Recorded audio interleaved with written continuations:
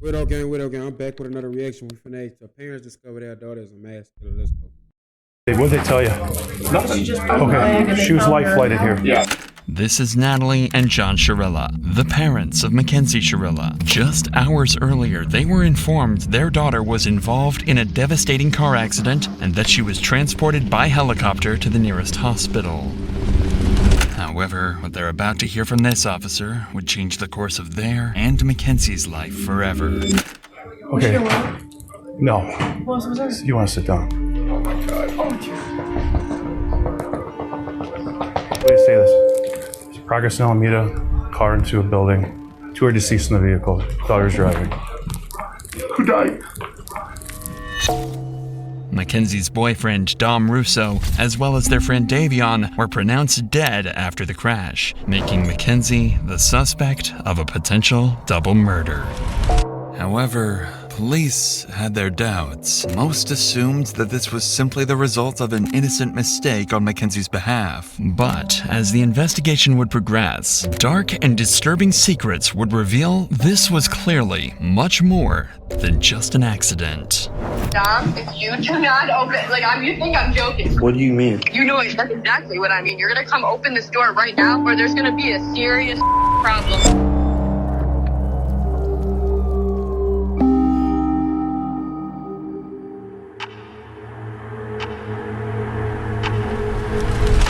"17-year-old Mackenzie Shirilla, her 20-year-old boyfriend Dominic, and their friend Davion are on their way to a high school party. With Mackenzie's 18th birthday in just 2 days, the group has decided to go out and celebrate. But what seems like a normal night out will in a few hours turn into one of Ohio's most disturbing mysteries. At around 2 a.m., Mackenzie and Dominic are seen smoking at the party, and at one point, Mackenzie reportedly offers the host of the party psychedelic mushrooms. This was unlike Mackenzie, as her friends had never seen her use a substance before, let alone pass them around. At 3:30 a.m., the group leaves the party and drives to another friend's place across town. There, they hang out for a little over an hour watching South Park. By 5 a.m., Mackenzie decided it was time to go home. Strangely, she asked to drive instead of Dominic. This was unusual, but Dominic agreed. Additionally, when Davion asked for a ride, Mackenzie refused to let him in the car. After an argument, Dominic convinced her to take Davion home. All 3 of them would get in the car, sealing their own fate. At the intersection between Pearl and Progress Drive, CCTV spots the car making a turn off course from Davion's house. Instead of driving along Pearl Drive, the car turns onto Progress Drive, a road that ends abruptly with a brick wall. CCTV would spot the car rapidly start accelerating, going from a calm 30 to over 90 miles per hour. In the very last seconds, an intense turn would take place, leading the car to narrowly avoid slamming into a tree, but it would be too late, and the car would speed into the brick wall. Yeah, I ain't gonna lie, this nigga edit this mother so hard. I ain't gonna lie to you, gang. That's why, as a man, don't ever let your girl drive, gang, unless you drunk as fuck. But as far as being a man and you letting your girl drive, gang, well, you taking risks, cuz. Let me say something. Women might seem like they care, but what niggas don't know about women, gang, a woman will kill you faster than a nigga will kill you. Like, their emotions is fucked up. And that's why you see a lot of niggas don't take girls' emotions into, like, consideration. And they end out bad, but cuz you ain't got God on your side, a woman will fuck you up. Like, a woman... I don't know if women built to go to hell, but I know they emotions is way serious than a man. Like, way serious. Like, way serious. Like, it's way serious than a man. It's more dangerous, too. So they saying that she could have been mad or something like that. I don't think she was mad. I think she was just probably wigging. She's 17. Shit. Your mind ain't fully developed around that time. You know what I'm saying? You ain't got the right head on to be driving after a party, drinking, smoking, you know. Period. The crashed car would remain undiscovered for 45 minutes, until 6:15 a.m. when a passerby on a motorcycle would discover the destroyed vehicle. About 10 minutes later, law enforcement would arrive, and through their body cams, we can witness the horrific discovery they would make.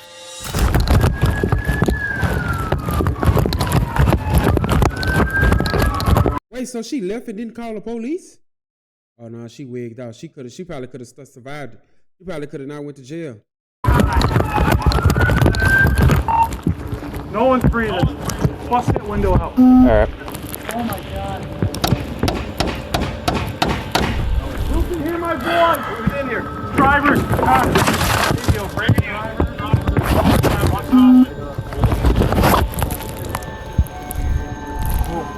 Hey. This is bad, guys. She's alive. We got to get her out. Here, all right. You shut and unlock this door. Let me see your knife. Let's cut this thing out. Oh, she's still there. She was knocked out. There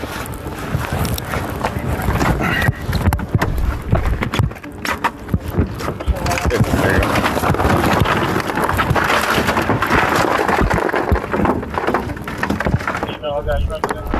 I don't feel anything. I don't feel a pulse. She's breathing. I saw her stomach. Her stomach's cool. Oh yeah, yeah. We got two that are gone. Yeah. See, this is why you don't do dirty shit, because boy, life got its scary ways of showing you, like, chill the fuck out, nigga. Go do something good with yourself. Chill the fuck out. Okay. Jesus Christ. This is the worst I've ever seen. How old is Dominic Russo? 17? 19? Rest in peace, buddy. Inside the car, officers quickly confirmed two victims as deceased, 20-year-old Dominic in the front passenger seat and 19-year-old Davion in the back. But one person has survived, the driver, Mackenzie Shirella. As medics and firefighters rush to tend to the victims, investigators begin trying to understand how such a devastating crash could have happened. That's when they start uncovering alarming details. It looks like they even went off the road up there. They did. But I mean, if you're hitting a building that hard, I just can't believe all the people that work up here, that are up here all night long, no one heard. They're in factory type settings. So. Yeah, well. And it's dark over there. That's insane though. Once they get her out, I'll go over to this building because I think there's a camera on the front of that building. I don't know if it's working, but I can always ask. As authorities work to save Mackenzie, the man who initially called 911 to report the incident arrives on the scene to give his side of the story. Appreciate you giving us a call. Yeah. Someone in it, obviously. Yeah. Yeah. All right. Yeah. So that's a bummer. I didn't want to get stuck, and I'm like, I ain't fucking. I don't know what's going on. right. No, I appreciate you giving us a call. Absolutely appreciate it. They fucking were hitting it, man. Yeah. I mean, obviously, because I saw that front end. They definitely hit it hard. Fucking destroyed. Right. All right. Well, what a way to start your Sunday. I guess better than theirs. Huh? Right. I appreciate the call, sir. Thank you. Way to start your Sunday, I guess, better than theirs.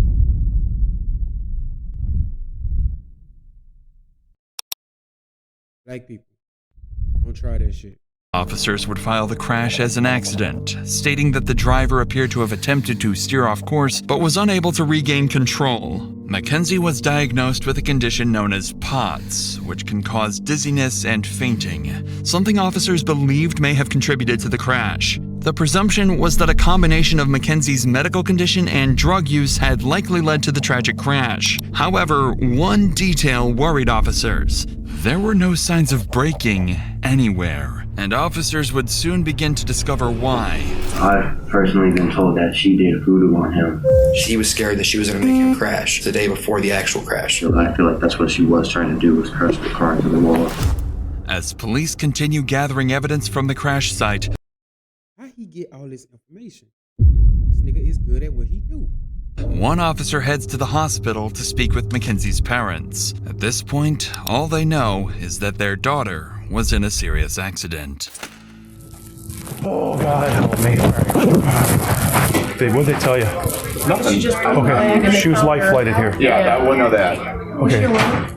No. You want to sit down? Oh my God. Way to say this. There's progress in Alameda, car into a building. Two are deceased in the vehicle. Daughter's driving. Who died?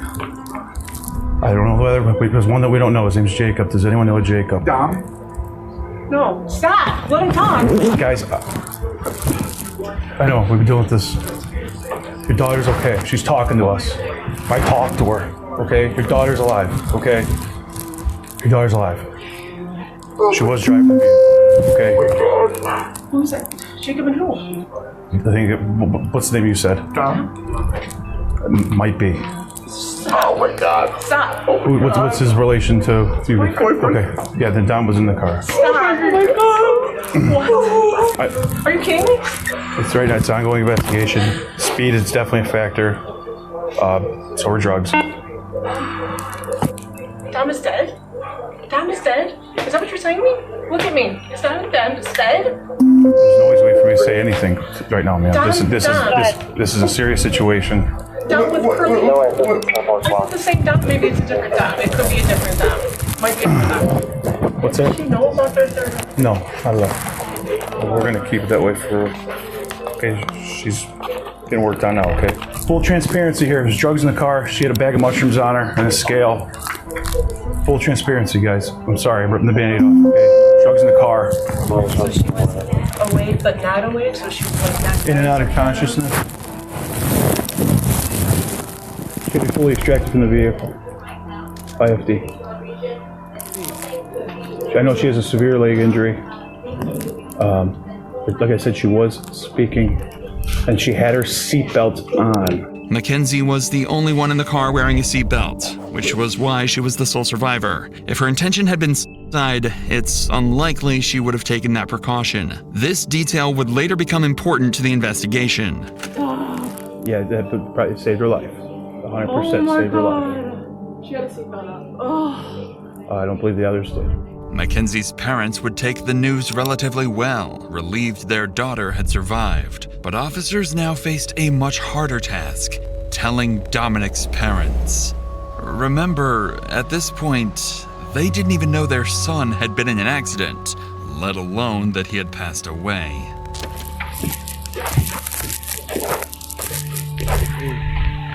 Hi, Christine. Hey, can I talk to you real quick? Yeah. There was an incident that we believe Dominic may be involved. What? Both Davion and Dominic. So this how it go after somebody that they like gotta go to the families and tell them they deceased and shit like that, because at some point it's like when the news find out, like the news find out like on some late shit, like who go first? Do they tell the news first or do they tell the parents and shit first? Are deceased. Oh God! Yeah. Oh God! Christine, oh God! Just sit down. Oh God! Just sit down. Oh my God! Go ahead, take a seat. Man, that's mama, man. You know, a mama and a son relationship is tight as fuck. So when they tell them, son died, and the nigga younger than them, like younger than them, nigga, that's still her baby, gang. That's still her baby. So, You know what time it happened at? no, we don't. Right now, what we do know 100% is somebody called it in, somebody passing by at around 6:15, 6:30. Called in, what, the car was just smashed somewhere? Yeah, so what it appears that happened is they were going westbound on Progress from Pearl Road. They went Right here in Strongsville? Yeah, in Strongsville. That business that's right on Alameda, right where Progress ends, that's dead ends right there. They hit that building. They hit the sign out front and then they hit the building. Would they fall asleep at the wheel or something? Don't know. We don't know that. We don't know that. So 2 kids are dead, my son's dead, another kid's dead, Go and ahead. the girl's in the hospital? She's in surgery right now. Oh my God, huh, Chris? I mean, another family member or a friend or anybody that you might want us to call on your behalf? No. This is a fucking nightmare. Hey, somebody called in at 6:30 in the morning? Between 6:15, 6:15, 6:30, yeah. Came upon it, passing it by. Yeah. Oh my gosh. This is fucking horrible. She was in her car? It was in Mackenzie's car, yeah. Yeah. Oh my gosh. Is she naked or you guys don't know? We right now we don't know. She's in surgery right now, so we don't know. So what a fucking nightmare. 3 weeks would pass, time that Mackenzie would spend in the hospital recovering. Her condition would improve significantly, eventually allowing her to leave. She recording? Hey, bro, come on now, dog. Come on, man. Mackenzie recorded herself coming out that bitch? Yeah. Even returned to her normal life. The community mourned the tragic loss of Dominic and Davion and expressed sympathy for Mackenzie, who had just gone through the trauma of losing both her boyfriend and a close friend. But soon, strange things about Mackenzie would. Everybody knows me not from popularity. My heart.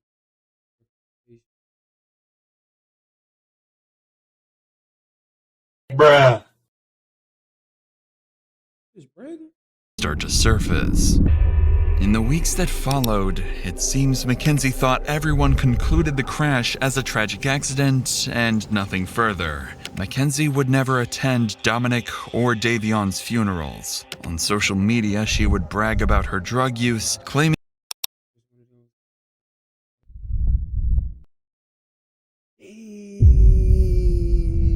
Damn! She out there bad. That's how she feel. Ain't no way, boy.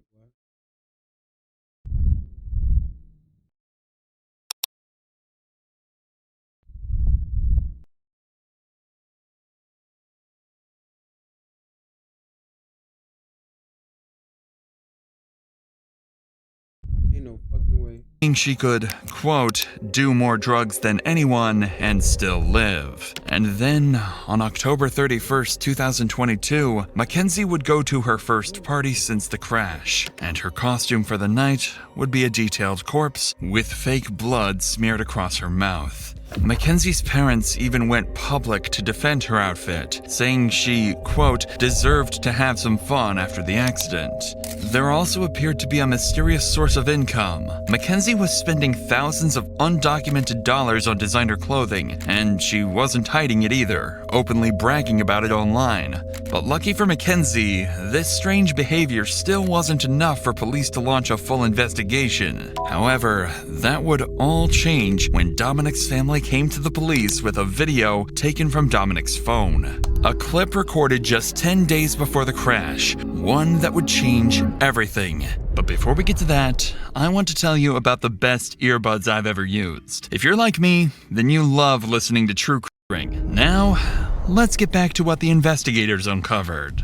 At this point, officers already had a growing list of suspicions about Mackenzie, but it would be one video submitted by Dominic's parents and filmed by Dominic himself just 10 days before the crash that would turn the entire case on its head. Dom, if you do not open, you think I'm joking. You think I'm joking. Like, I'm dead ass. You're gonna come open this door right now, or there's gonna be a serious problem. This was a short snippet from a 15-minute video where Mackenzie clearly and continuously threatens Dominic. But this wasn't all. Dominic's family would show even more disturbing material, including text messages confirming she had threatened to kill Dominic. This was enough for officers to reopen the case, now investigating it as a planned double homicide.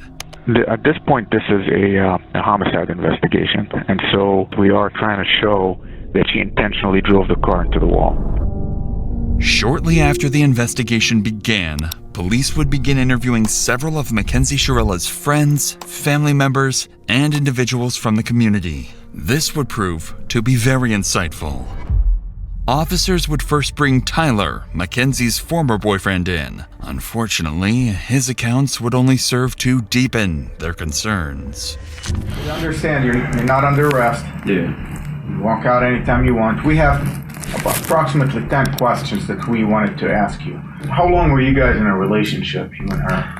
Well, we were all friends in a friend group at first. I ended up dating her for a little bit, like probably over the summer. I was only dating her for probably like a month and a half or like 2 months. And then me and Dom found out that she was cheating on us basically, but it wasn't like anything official, so it wasn't no hard feelings like with whatever happened. I just kind of was like, after me and Dom found out.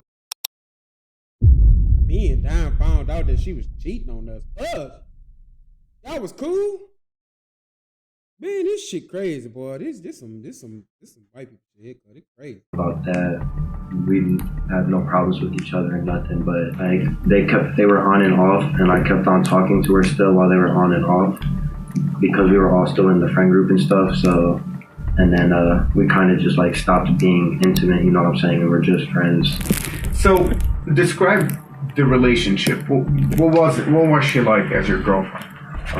Like, I didn't really have much with her relationship wise because we didn't date that long, but like friend wise, like she was crazy. Like she like mentally just not all there? I mean, yeah, I don't think she's just mentally all there. Like I personally feel like she was trying to kill herself in that crash and she failed on doing so. Why did Dom put up with this? Do you know? I've personally been told that she did voodoo on him. She has told people that she's put a spell on him so that he couldn't break up with her, that she had like grabbed a piece of his hair and that she had a doll in her room for Dom and that she had literally put a spell on him, but she would tell everyone. And like she truly believed in that kind of stuff. And she also uses the pendulum, I know too, to try to get answers. She tries to use it now to talk to Dom. Do you think Mackenzie has it in her to drive a car into a wall? I mean, if you guys speculate that she did it on purpose, do you think she has it in her? I feel like if she thinks that she can just drive the car into the wall and not feel nothing, you know, like I feel like the only reason she survived is because of how small she is. Like, I feel like she got insanely lucky, but at the same time, not lucky to have survived that because it's like she killed 2 people. If that was what she. Say, my nigga, I don't care how small you is and all that shit there. G-O-D, okay? G-O-D was involved in that, okay? Because, like, reason why I say G-O-D, what she was trying to do, but it's like, I feel like that's what she was trying to do, was crash the car into the wall. By now, a far darker picture of Mackenzie's actions was beginning to take place. This is when 2 friends who had attended the party would come forward to police, claiming they had evidence that, in their view, proved the crash was no accident at all. I just want to show you. Oh no, explain it. So this is when they were going down Progress Drive, and then you know how there was like tire tracks before it, like on that side grass. So that's the sign. That's when it hits the sign. And then that's where she curved exactly right on. Gotcha. Missed those 2 rocks and went right into the sign, the side of it. She went right into that wall. Right. No, so you can see like the hard braking was right at the wall, and then her high speed was after the hard braking. Was 90 miles per hour. It looks like the person in the front seat tried to turn the wheel because of the fact they were going to go straight into a wall. And it doesn't say she hard broke once. It was 90 miles per hour down that whole road. And I also think because of Kenzie's and Dominic's history, that they were fighting. I think Davion went on his phone to distract himself from the fighting. Although they were on drugs, they can also still be fighting with being on drugs. While the statements were deeply concerning, investigators still didn't have enough concrete evidence to determine Mackenzie's intent. Without a documented pattern of behavior, it was still possible the crash had been a drug-induced accident. But that changed during an interview with Dominic's brother, who provided detectives with crucial information about Dominic and Mackenzie's turbulent relationship. The following video includes talk of self-harm. Viewer discretion is advised. You mentioned that anytime Dom would kind of want to break up with her, she kind of would go crazy. Describe crazy, like what kind of crazy? Like there is times where she called Dom and said, if you break up with me, I'm going to word for word. There was an instance literally a couple days before the crash that she was hitting him on the highway while driving, and he had to pull his car over on the side of the highway, not in a very safe parking spot either, and have somebody else come pick them up and drive the car home because he was scared that she was going to make him crash. And and that was just prior to the day before the actual crash. Apparently, just days before the crash, Mackenzie had threatened Dominic's life, saying she would crash the car they were in. Dominic's brother continued the interview by giving officers a compelling motive for why the crash may have been intentional. It's okay, all I care about is trying to end my life and put it in your hand. You're going 94 miles an hour. You don't have a very fast car to begin with. You were stomping that gas pretty much that whole entire time. There's no brake marks on the street at all. Even before the hit, you would think that some type of instinct would kick in and slam on the brakes. But to my knowledge, she went straight into it. Off of what I know and off my assumptions, Dom tried to break up with her multiple times, even in July. They kept not like working out, whatever. They kept making back up. Why she wanted Dom so bad and not the other dude?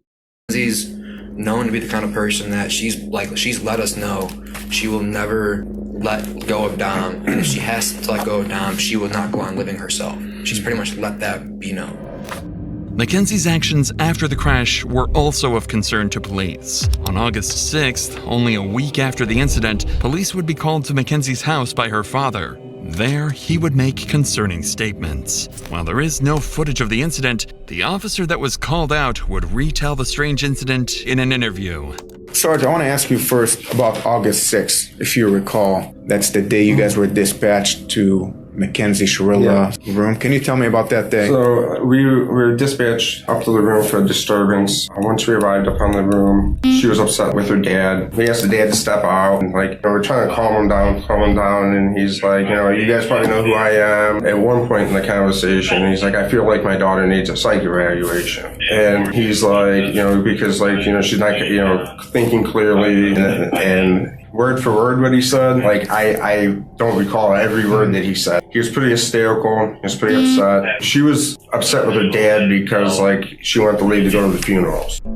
During this interaction, it became clear that Mackenzie was deeply upset with her father. Despite creating a shrine for Dominic, regularly posting on his Facebook memorial page, and wearing his clothes, her father hadn't allowed her to attend Dominic's funeral. It appeared that Mackenzie was truly mourning his death. But around this time, police managed to gain access to her phone. What they uncovered didn't just explain her mysterious source of income, it also hinted at something far more disturbing. After decrypting Mackenzie's phone, investigators discovered several photos of her posing with large sums of cash, despite having no documented job or known source of legitimate income. They also found fake Kids got that dog shit, I ain't gonna lie. They got that dog shit. IDs, seemingly intended to help her pass as an adult. But most concerning was a Snapchat conversation dated July 22nd, 2022, in which Mackenzie quoted $1,000 for pictures and $2,500 for an in-person meeting to do, quote, anything you want. Taken together, the materials painted a deeply troubling picture. On top of this, her phone revealed numerous examples of reckless driving. Videos showed her speeding, smoking marijuana behind the wheel, recording Snapchats while distracted, crashing during a practice run and laughing about it, letting go of the steering wheel, and even bragging about driving recklessly. But in November, detectives would discover evidence far beyond any reasonable doubt. After analyzing Mackenzie's phone location data, investigators were able to retrace her movements in the days leading up to the crash. That's when they made a dark discovery.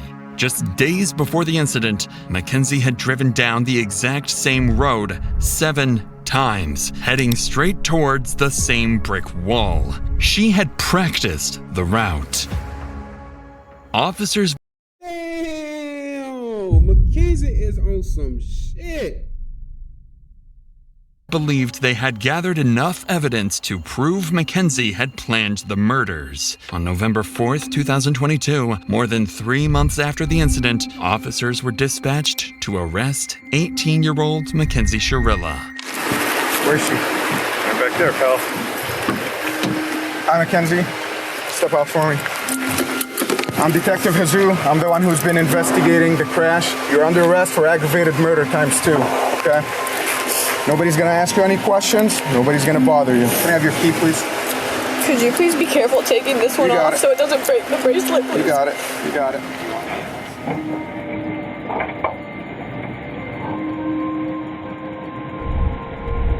Why is she so skinny?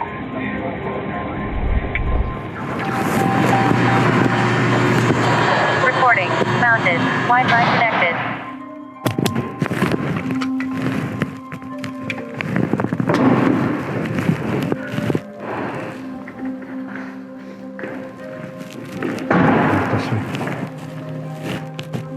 Stand right by that black mat.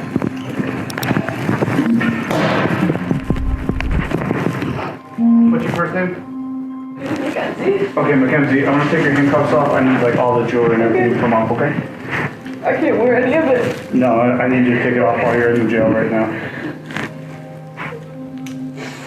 Mackenzie's parents would soon find out about her arrest and immediately drive to the police station and desperately confront the police. But it would all be too late. I need to speak to my daughter because you guys aren't allowed to speak to her at all. That's from the lawyer. How you guys did this on the weekend is just, well, you all you have to do is go, hey, there's a warrant for, we would have brought her right down here with no problem. She hit it. Unbelievable. I mean, she's 18. Well, the warrant was issued today, so Well, you could have made a phone call, couldn't you? You had your creeper out in front of my yard watching. So, she can't take any, she's an adult, she can't take any phone calls right now. Okay, well, I still need to speak to my daughter so she understands whatever, not to say anything to you guys. I mean, Whatever was- BFPD had to roll out the whole mass to pick up an 18-year-old girl who can hardly walk out of a hospital visit. It's just beyond me. So we follow the law, and that's what we're doing today. Am I going to be allowed to have a 2-minute conversation with her? You cannot talk to her while she's here. Why doesn't she get a Well, phone she has call? legal If you arrest her, why representative. don't she get a phone call? She was just brought in. They're going to process her as soon as they get the time for her to make a phone call. She will be able to make a phone call. She's a lawyer. She does have a lawyer. She is 18 years old and she could speak that. Yeah, but she's a dumb 18-year-old that just turned 18. Well- And these guys are going to take advantage of her. She's not allowed to speak to you guys. I'm telling you Listen, that her from attorney lawyer. can call us. Don't ask her any questions. She's not allowed to speak to you.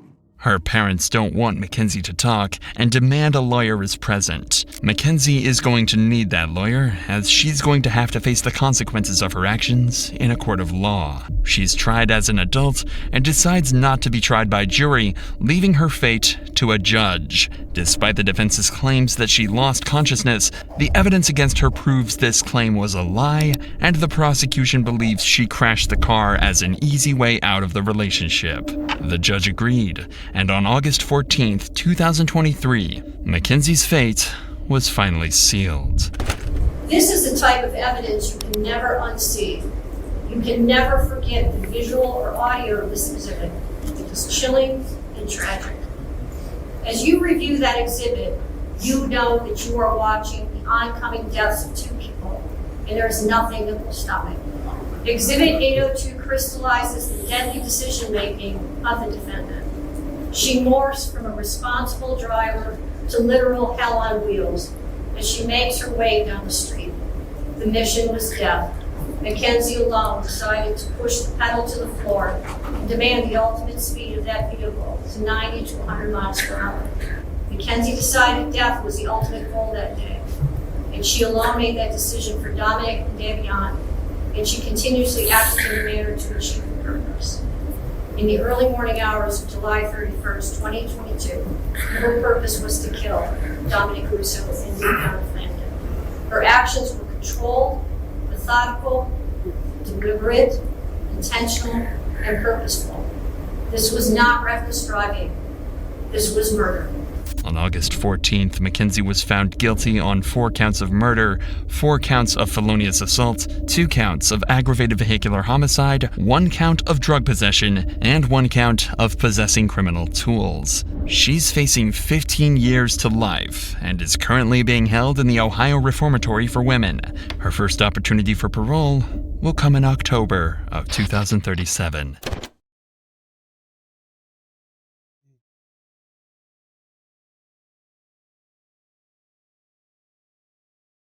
I ain't gonna lie. That shit took a totally different turn. I was not expecting. Not expecting that shit to take that turn like that. So, put in the comments what y'all think. Put in the comments what y'all think, man. Cause I ain't gonna lie. I don't know. It sounds like like shit. Like It sounded like she did it, bro. That's true. She drove down. See, when they say because people could say anything. When they say she drove down that motherfucker 7 times prior to this, easy. Sounding like you did that shit on purpose. Sound like you did that shit on purpose.